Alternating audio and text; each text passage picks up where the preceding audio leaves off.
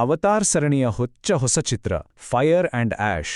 James Cameron ಅವರ cinema ಜಗತ್ತಲ್ಲಿ ಒಂದು ಮಾತಿದೆ, ಜೇಮ್ಸ್ ಕ್ಯಾಮರೂನ್ ವಿರುದ್ಧ ಯಾವತ್ತೂ ಬೆಟ್ ಕಟ್ಟಬೇಡಿ ಅಂತ. ಯಾಕಂದ್ರೆ ಅವರ ಪ್ರತಿಯೊಂದು ಸಿನಿಮಾ ಕೂಡ ಅಜಗಜಾಂತರ ನಿರೀಕ್ಷೆಗಳನ್ನ ಹುಟ್ಟುಹಾಕತ್ತೆ. ಅಷ್ಟೇ ಅಲ್ಲ, ಆ ನಿರೀಕ್ಷೆಗಳನ್ನೆಲ್ಲ ಮೀರಿ ನಿಲ್ಲುತ್ತೆ ಅನ್ನೋದು ಇತಿಹಾಸ. ಅವರ ಹಿಂದಿನ cinema the way of water collection ಎಷ್ಟಿತ್ತು ಗೊತ್ತಾ?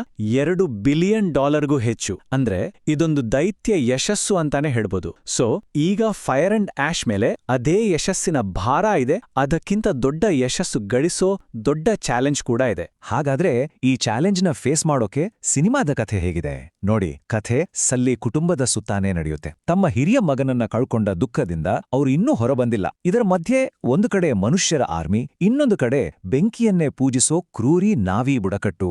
ಇವೆರಡರ ವಿರುದ್ಧ ಹೋರಾಡಬೇಕಾಗತ್ತೆ. ಈ ಕಥೆ ಅವತಾರ್ ಫ್ರಾಂಚೈಸ್ನ ಗೆಲುವಿನ ಓಟವನ್ನು ಮುಂದುವರಿಸ್ತಾ.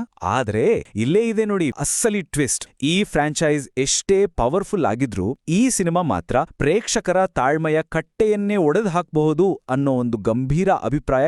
ಸರಿ, ಮೊದಲಿಗೆ ಪಾಸಿಟಿವ್ಸ್ ಇಂದ ಶುರು ಮಾಡೋಣ.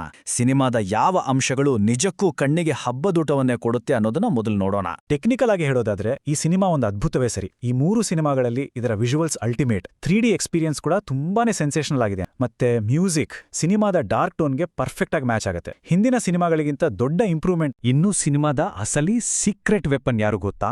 ಅದು ಝೋ ಸೆಲ್ಡಾನಾ. ಹೌದು, ಅವರ ನಟನೆ ಇಡೀ ಸಿನಿಮಾದ ಇಮೋಷನಲ್ ಬ್ಯಾಕ್ಬೋನ್. ಅವರ ಪಾತ್ರ ಕತೆಗೆ ಒಂದು ತೂಕ, ಒಂದು ಆಳ ಕೊಡುತ್ತೆ. ಎಲ್ಲ ಸರಿ, ಇಷ್ಟೆಲ್ಲ ಪಾಸಿಟಿವ್ಸ್ ಇದೆ. ಆದ್ರೆ ಒಂದು ಸಿನಿಮಾ ಕೇವಲ ಟೆಕ್ನಿಕಲ್ ಬ್ರಿಲಿಯನ್ಸ್ ಇಂದ ಗೆದ್ಬಿಡೋಕೆ ಸಾಧ್ಯನಾ? ಬಹುಶಃ ಇಲ್ಲ. ಸೊ ಈಗ ನೆಗೆಟಿವ್ಸ್ ಕಡೆ ಬರೋಣ. ಕಥೆ ಹೌದು, ಇದು ಹಿಂದಿನ ಸಿನಿಮಾಗಳನ್ನೇ ಮತ್ತೆ ನೋಡಿದ ಹಾಗೆ ಅನ್ಸುತ್ತೆ. ಹೊಸತನ ಅನ್ನೋದೇ ಇಲ್ಲ. ಸಿಕ್ಕ ಐಡಿಯಾಗಳನ್ನೆಲ್ಲ ಒಂದು ಬ್ಲೆಂಡರ್ಗೆ ಹಾಕಿ ತಿರುಗಿಸಿದ ಹಾಗೆ ಇದೆ. ಹಿಂದಿನ ಸಿನಿಮಾಗಳಲ್ಲಿ ನೋಡಿದ್ವಿ ಅಲ್ವಾ? ಮಿಲಿಟರಿ ತಿಮಿಂಗಿಲ ಬೇಟೆ, ಪವಿತ್ರ ಜಾಗವನ್ನ ಕಾಪಾಡೋದು, ಮತ್ತೆ ಮನುಷ್ಯರು ಪಂಡೋರಾವನ್ನ ವಾಸಕ್ಕೆ ಸಿದ್ಧಪಡಿಸೋ ಟೆರಾಫಾರ್ಮಿಂಗ್ ಪ್ಲಾನ್ಗಳು, ಇವೆಲ್ಲವೂ ಈ ಸಿನಿಮಾದಲ್ಲೂ ಸಬ್ ಪ್ಲಾಟ್ಗಳಾಗಿ ಮತ್ತೆ ಬರ್ತವೆ. ಅಂದ್ಹಾಗೆ ಈ ರಿಪಿಟೇಷನ್ ಕೇವಲ ಕಥೆಗೆ ಮಾತ್ರ ಸೀಮಿತವಾಗಿಲ್ಲ. ಪಾತ್ರಗಳ ಪಯಣದಲ್ಲೂ ಇದೇ ಕಥೆ. ಒಂದು ಕ್ಯಾರೆಕ್ಟರ್ ಆರ್ಕ್ ಅಂದ್ರೆ ಪಾತ್ರದ ಬೆಳವಣಿಗೆ ದಿ ವೇ ಆಫ್ ವಾಟರ್ನಲ್ಲೇ ಕಂಪ್ಲೀಟ್ ಆಗಿತ್ತು. ಆದ್ರೆ ಈ ಸಿನಿಮಾದಲ್ಲಿ ಅದೇ ಪಯಣವನ್ನ ಮತ್ತೆ ಮೊದಲಿಂದ ಶುರು ಮಾಡಿದ್ದಾರೆ. ಇದು ಪಾತ್ರ ಮುಂದೆ ಹೋಗೋ ಬದಲು ಹಿಂದೆ ಬಂದ ಹಾಗೆ ಕಾಣಿಸುತ್ತೆ. ಸಿನಿಮಾ ಭಾವನಾತ್ಮಕವಾಗಿ ಎಲ್ಲಿ ಫೇಲ್ ಆಗಿದೆ ಅಂತ ನೋಡೋಣ. ಸಿನಿಮಾದ ಬಹುತೇಕ ಎಮೋಷನಲ್ ಭಾರವನ್ನ ಹೊರಬೇಕಾಗಿದ್ದ ಪಾತ್ರ ಸ್ಪೈಡರ್. ಆದ್ರೆ ಆ ಪಾತ್ರ ಪ್ರೇಕ್ಷಕರ ಜೊತೆ ಕನೆಕ್ಟ್ ಆಗೋಕೆ ಫೇಲ್ ಆಯ್ತಾ? ಸ್ಪೈಡರ್ ಪಾತ್ರ ಮತ್ತೆ ಅದನ್ನ ಮಾಡಿದ ನಟನ ಪರ್ಫಾರ್ಮೆನ್ಸ್ ಬಗ್ಗೆ ಸ್ಪೆಸಿಫಿಕ್ ಆಗಿ ಆ ನಟನ ಆಕ್ಟಿಂಗ್ ಇನ್ನೂ ತುಂಬಾ ಇಂಪ್ರೂವ್ ಆಗ್ಬೇಕು. ಜೊತೆಗೆ ಡೈಲಾಗ್ಸ್ ಕೂಡ ಪರ್ಫಾರ್ಮೆನ್ಸ್ಗೆ ಹೆಲ್ಪ್ ಮಾಡಿಲ್ಲ.